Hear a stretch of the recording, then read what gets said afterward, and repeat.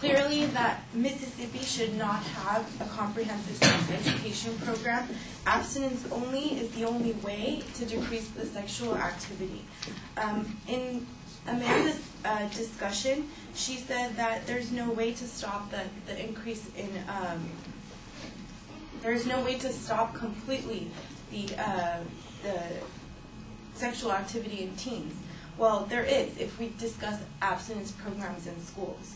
And then in discussion with the high rates of pregnancy in the South, there's also, in that same article that we were discussing by Heather Boomstra, the Senior Public Policy Associate in Guttmacher Institute, graduated from the University of Oregon and holds an MA from Yale University.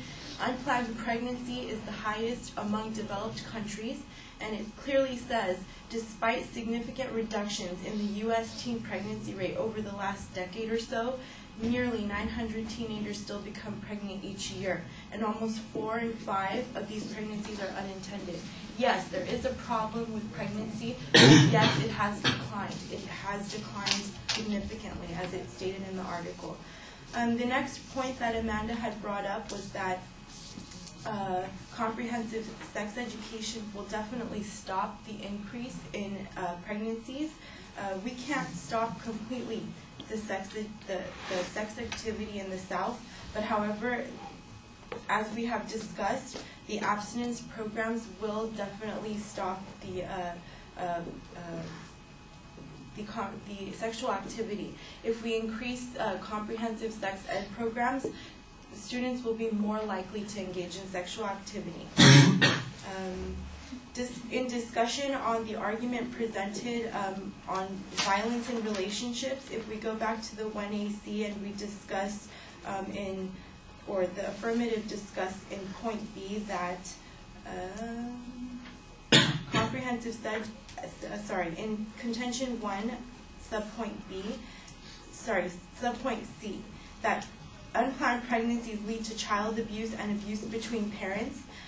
That definitely has not been proven in their evidence. We clearly don't see the evidence stated as it's the sole cause. In their contention 2, they discuss the morals and the religion brought about by the teachers that are teaching in the abstinence-only programs.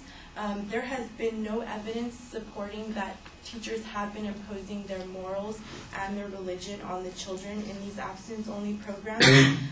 So I'm here to tell you guys that there is a significant problem. Yes, there is a lot of sexual activity among teens, but we can definitely solve this by keeping abstinence programs and strengthening them. In my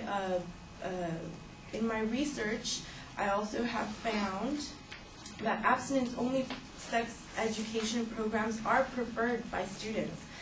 Jani Rilani, Safe Sex and Big Decisions, on the Journal of Sex and Marital Therapy, Volume 6, Issue 17, page 46, 2010, pre- to post-test data comparisons demonstrated improvement in mean scores for each item. With statistically significant changes for 11 of the 12 items measured, the male participants' pre-test responses reflected higher status than did those in the female participants. A large majority, 87.8% of the students, rated the program as great or good. The results suggest that the Big Decisions provides a promising approach to teaching minority students with both abstinence and risk reduction messages. So this program was indeed implemented in Mississippi, and most of the students preferred the abstinence and the risk reduction messages more than Thank you.